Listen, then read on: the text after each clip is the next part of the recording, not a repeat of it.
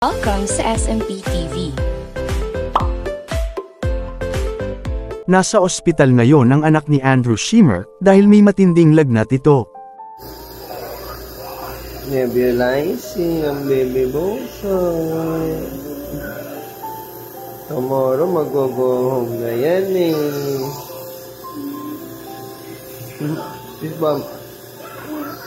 Isbuk.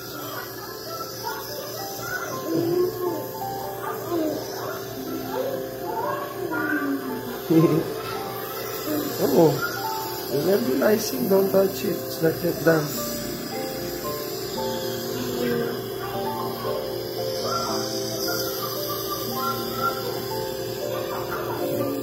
Ayon sa Facebook post ni Andrew, binabantayan niya ang anak sa ospital at hopefully, malapit na itong maka-recover.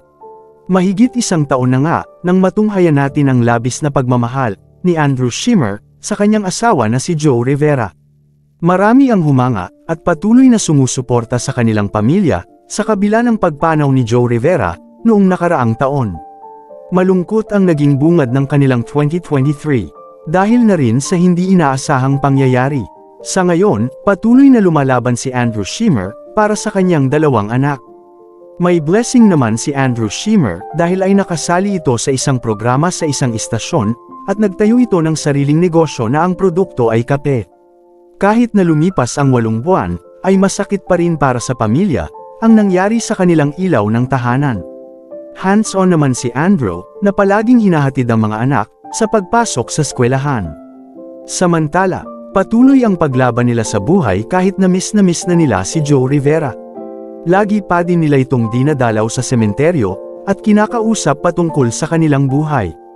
Hindi man nila kapiling ang ina, ay dito pa din sila kumukuha ng lakas upang patuloy na lumaban sa araw-araw. Walang katumbas na ligaya ang nararamdaman ng pamilya tuwing dinadalaw nila ito sa kanyang puntod. Matatandaan natin noong nakaraang taon, ay marami ang naantig ang damdamin sa kwento ng pagmamahal ni Andrew sa kanyang asawa. Marami ang na-touch at humanga sa kanya dahil sa kabila ng sakit ng asawa, ay hindi niya ito pinabayaan. Nagpapasalamat naman si Andrew sa mga taong patuloy na sumusuporta sa kanilang pamilya. Hiling nito, maging mapayapa ang kanilang buhay at bigyan sila ng magandang kalusugan. Sana daw ay marami pang blessings ang dumating at gabayan sila ng Panginoon. Get well soon naman kay Baby Xander. Maraming salamat sa panunood.